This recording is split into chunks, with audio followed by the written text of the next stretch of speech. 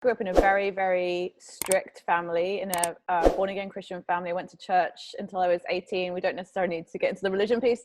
No, we And could. so Big I part. definitely, I definitely was taught to live my life in a certain way.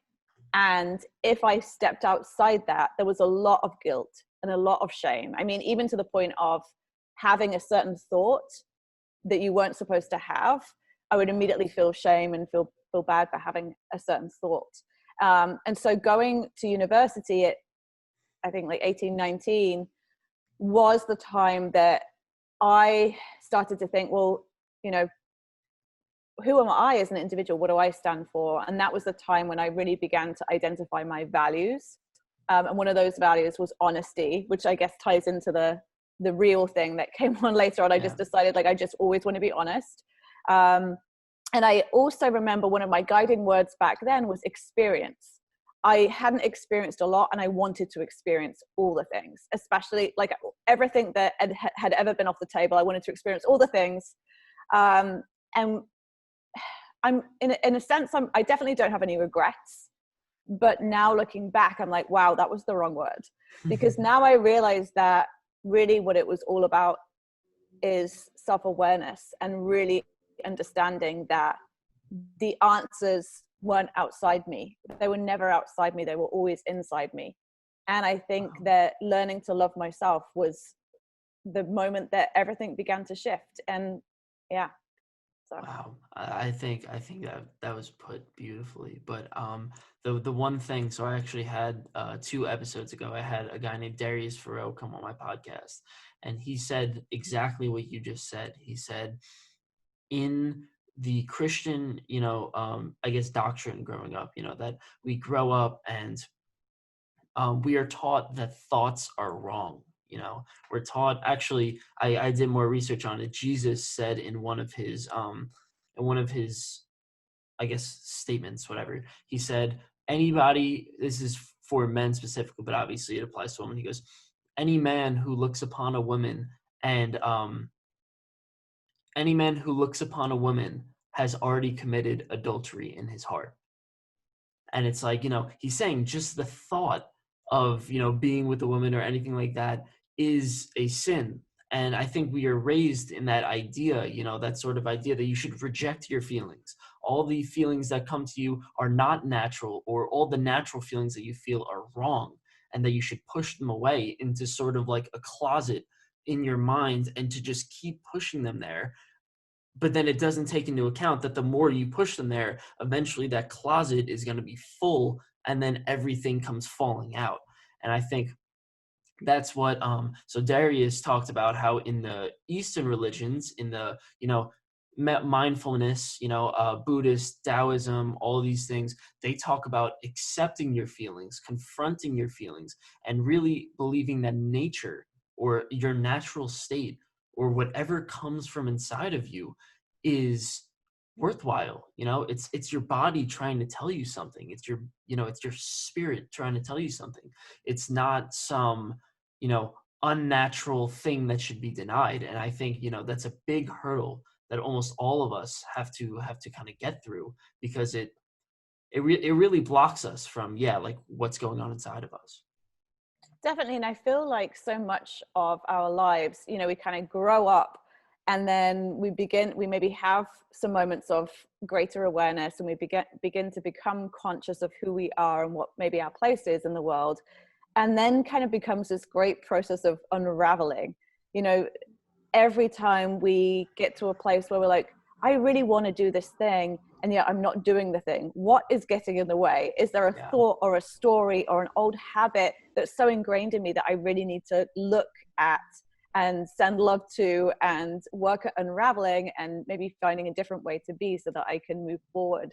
It's a really interesting way to live. And I think that as a business owner, that process is expedited, because if you are not succeeding in a certain area, you need to address that really fast.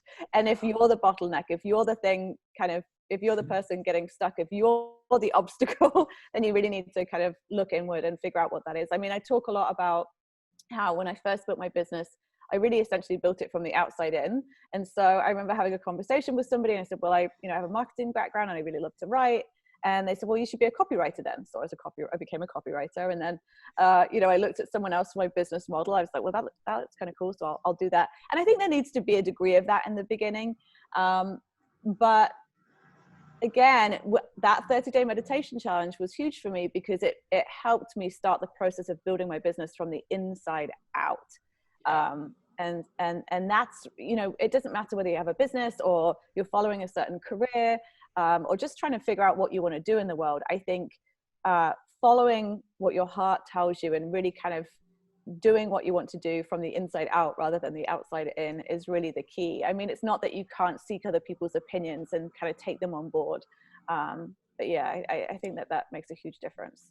So I mean, I would definitely love to hear you explain. So first of all, take us through what your actual process was when you did that inside out sort of mentality, and what exactly is an inside out mentality, Yeah, I think in a business context, but I guess this really applies no matter what you're doing. My why was really important to me.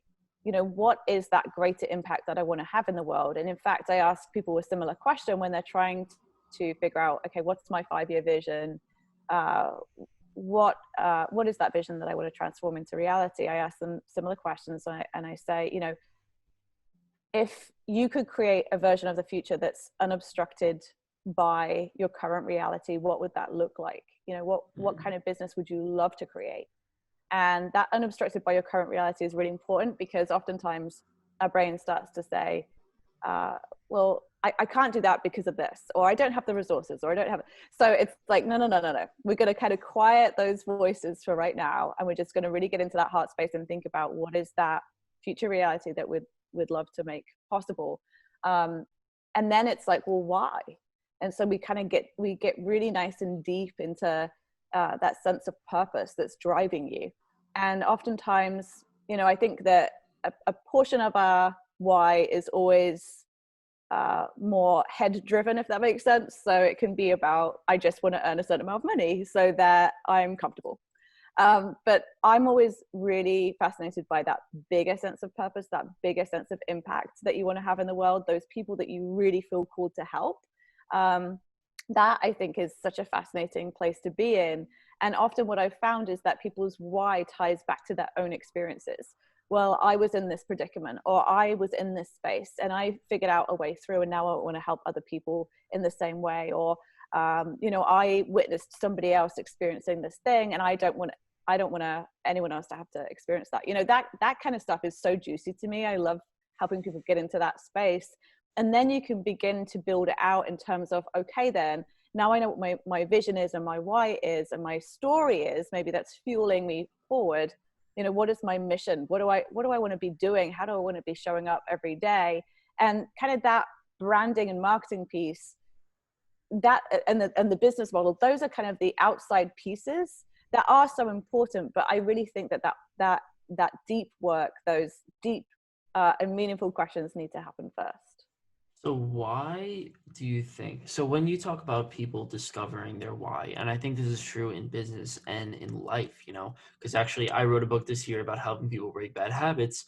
And one of the big solutions is you need to find your why, right? Like I think it's so important. Do you think this why, where does it come from, right? Does it come from relationships? Does it come from money? Does it come from, any sort of goals, or must it come from something deep? I think, you can have multiple whys and they can come from all different places. I think the deeper why is often that place from which you want to have a bigger impact. And I also have learned that maybe some people don't feel as passionately about this, and that's really okay. So I don't know if you've ever taken the Strengths Finder test, but one of my top 5 strengths is significance. And that means that I'm very much focused on how can I, as me, little old me, how can I help other people? How can I have a bigger impact? How can I use what I have to make a difference in the world? Like, I'm very much consumed with that. And I love working with people who are kind of on that same level. And, you know, if I really get deep about it, I guess that does really tie into my background and the way that I grew up, which is, you know, we have this set purpose in life and this is what we're all here to do. And, you know, a lot of that rhetoric, I guess, is reflected in kind of how I work now.